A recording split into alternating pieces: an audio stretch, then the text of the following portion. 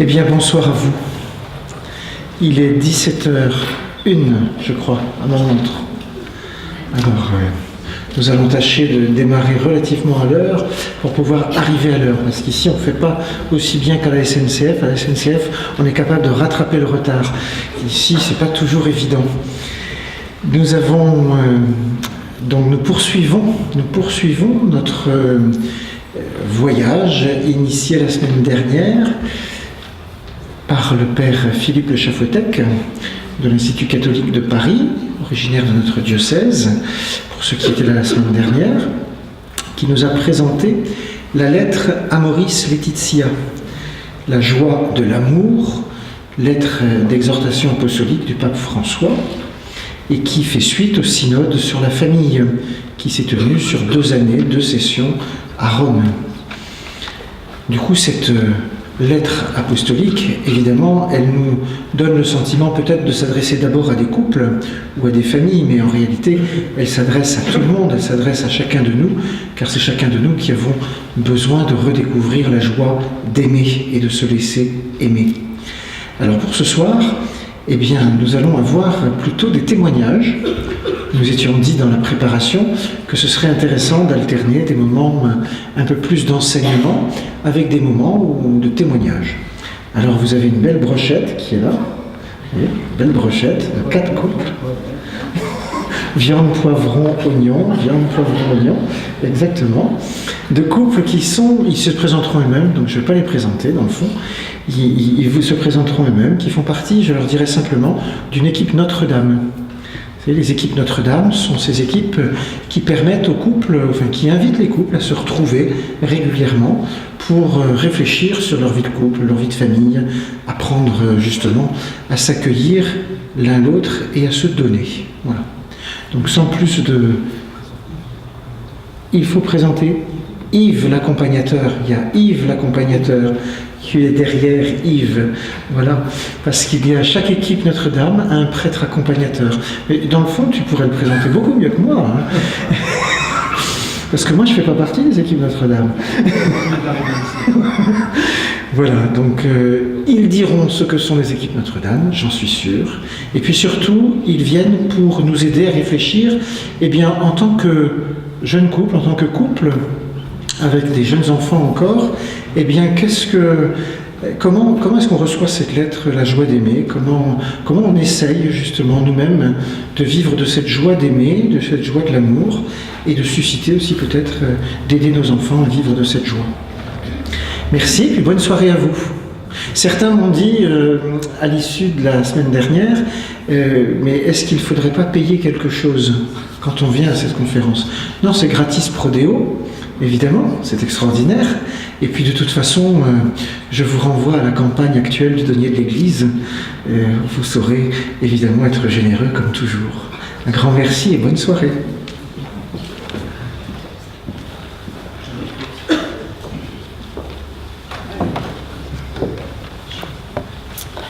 Bonsoir. Audrey Vincent Tercelin. Nous sommes mariés depuis presque 4 ans, et à Saint-Brieuc depuis 4 ans, en tout cas pour ma part. Et puis nous sommes effectivement dans le mouvement des équipes Notre-Dame depuis 3 ans, et je pense que si on a un peu de temps, on vous en parlera après, mais on va déjà commencer par les témoignages, histoire de tenir les timings. Donc, les questions qui nous étaient posées, c'était de nous dire, dans cette lettre, la joie de l'amour, qu'est-ce qui nous interpelle? Ça peut paraître facile, mais entre autres, j'ai été interpellée par le premier chapitre où le pape nous montre, d'une part, fait un état des lieux des difficultés des familles aujourd'hui, qu'on connaît tous, mais nous invite à redécouvrir que ces difficultés-là, elles n'ont rien de nouveau. Et que tout au travers de l'histoire du peuple chrétien et non chrétien, ces difficultés ou ces joies, elles ont été présentes. Ça paraît simple, mais ça permet aussi, tout pays et toute proportion gardée, de se dire que finalement, dans nos difficultés ou dans nos joies, la vie a continué, parce que ces problèmes ont été là, ces joies ont été là, mais Dieu a été là avec nous, et ces joies ont continué. Que la vie ne s'est pas arrêtée, et que tout autant que la vie de famille et la vie de couple est une source de joie, c'est aussi une source de difficulté. Mais justement, ça nous invite à se dire, voilà, l'homme a fait confiance en Dieu, et bien sûr, Dieu a fait confiance en l'homme. Donc il ne faut pas s'arrêter à nos peurs, peut-être à nos impressions de petitesse. Dieu est là. Et là où c'est beau, c'est que ça nous invite, et peut-être d'autant plus en cette période de carême, à remettre la parole de Dieu au centre de nos vies. Et cette parole de Dieu qui doit être une parole de vie, une parole à vivre, eh bien on se dit peut-être il n'y a rien de mieux que d'essayer de la vivre en famille. Vincent en parlera un petit peu tout à l'heure, mais voilà, essayer de mettre cette parole en pratique avec nos faiblesses, à la hauteur de nos moyens, et puis aussi en fonction de nos étapes de vie, de la remettre en pratique pour pouvoir bénéficier de tout ce qu'elle a à nous apporter.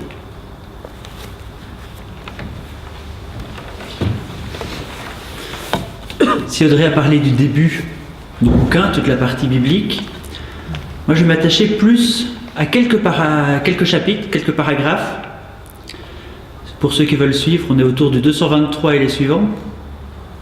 Alors, il y en a qui prennent leur bouquin. Moi je suis assez content que le pape propose des ressources. Car on dit souvent que l'Église est pauvre, alors que si on regarde un peu, moi je n'ai pas été chercher très loin, ici sur la paroisse, d'un point de vue ressources, il y en a quand même beaucoup pour les couples et pour les familles. Alors, on peut toujours faire plus que ce qui existe déjà, mais j'aimerais pouvoir m'arrêter sur le côté joyeux, ça tombe bien, c'est dans le titre, le côté positif de ce qui existe. Alors,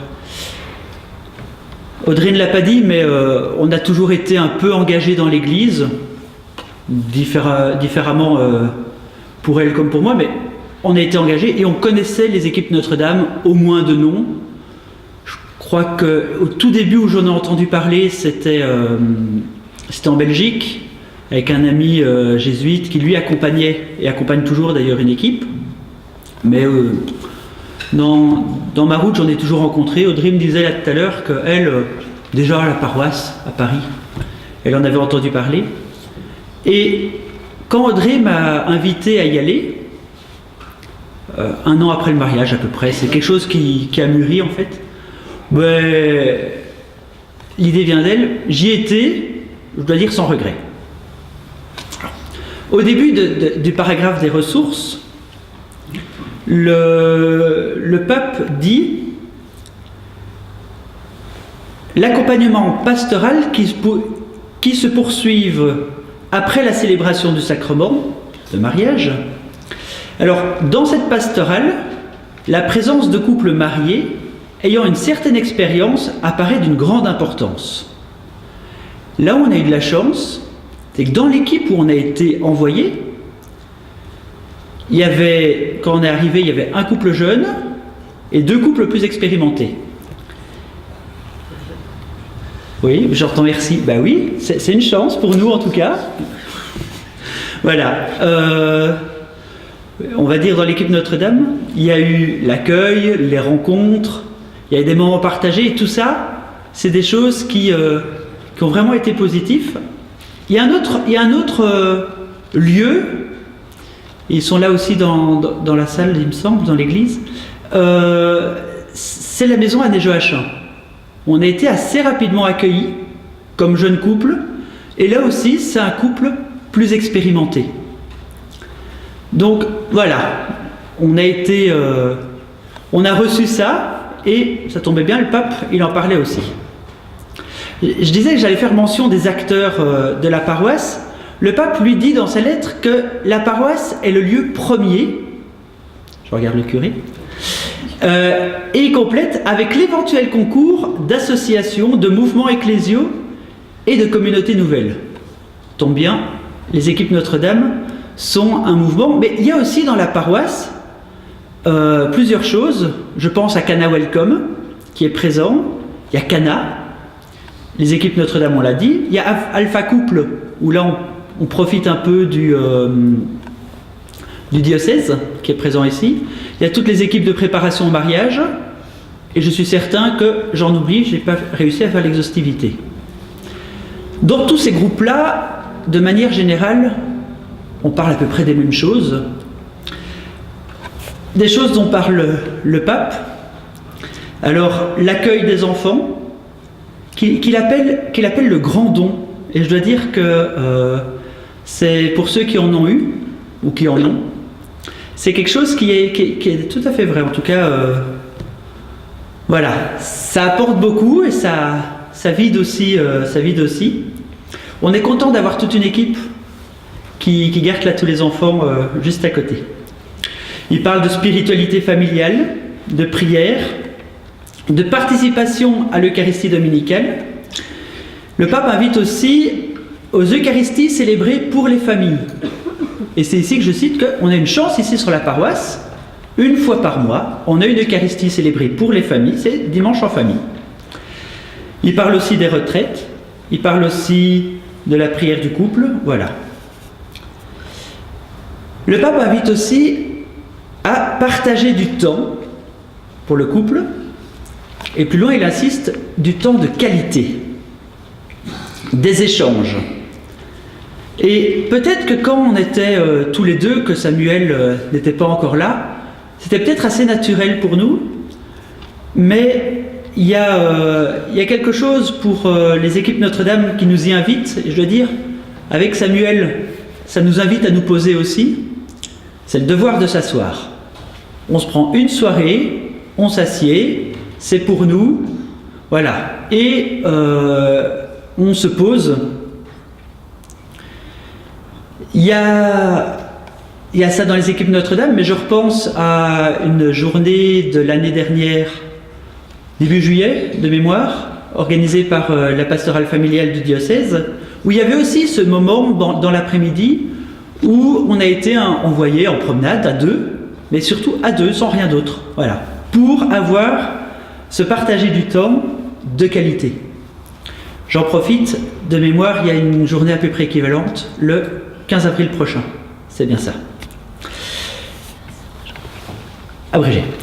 Il faut aussi inciter les jeunes couples à créer leur propre routine, c'est le pape qui parle, qui offre une saine sensation de stabilité et de protection.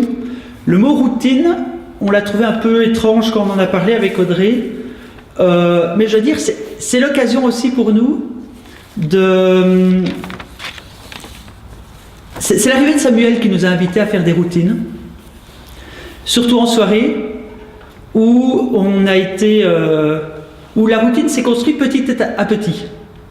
Au début, c'était tout simplement aller au lit, une histoire au lit, puis la prière au lit, puis l'histoire, la prière au lit, et puis là, on essaye, mais c'est assez difficile de s'y tenir à tout dire, c'est une histoire, la prière au lit, et puis le partage de l'évangile du jour.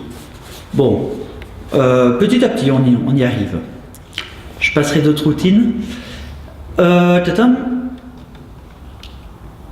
Voilà, il y a aussi toute une partie, c'est le paragraphe 230, où on parle des couples qui reviennent dans l'église et comment ils sont accueillis. Il y a une joie et une tristesse sur la même chose dans la paroisse, c'est l'annuaire paroissial. La joie, c'est qu'il est à peu près partout et qu'il est là. La tristesse, surtout pour avoir travaillé un peu dessus, c'est qu'il y a des fois où je rencontre qu'il n'est pas distribué dans les accueils paroissiaux, il n'est pas systématiquement mis dans les mains des personnes. Voilà. Mais c'est l'occasion de mettre tout ça. Je laisserai la conclusion au pape. La pastorale familiale doit être fondamentalement missionnaire. Voilà. Et en lisant le paragraphe, il écrit ça. Pour les pasteurs, les couples mariés depuis longtemps, les couples mariés depuis peu, les personnes vivant en proximité avec des couples ou des familles. Il cite entre autres, il y a toute une partie sur les voisins. Alors en gros, on est tous invités à vivre et à être missionnaires dans cette pastorale familiale. Merci François.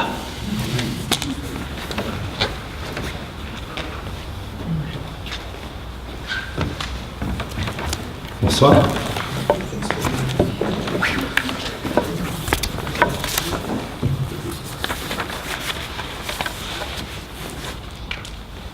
J'ai dit bonsoir. Bon, Isabelle. Jean-Michel. Chaque histoire étant singulière, voici notre petite carte d'identité. Par coquetterie pour notre âge, sachez seulement que nous sommes centenaires depuis 4 ans. Nous sommes un couple mixte, étant Poitevine et Jean-Michel Breton. L'an passé, nous avons fêté nos 25 ans de mariage le 8 mai, comme quoi l'amour et le sacrement du mariage peuvent être libération pour le couple. De notre union sont nés Élise, Claire et Guillaume, qui ont déjà quitté au quotidien le port d'attache familial.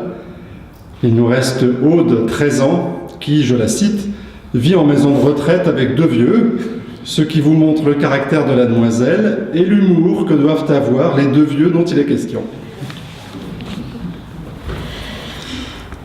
Si notre diocèse, pour son synode, a choisi l'espérance, nous deux, en regardant dans le rétroviseur de ces 27 années communes, nous avons la joie qui s'avère finalement d'être la joie de l'amour.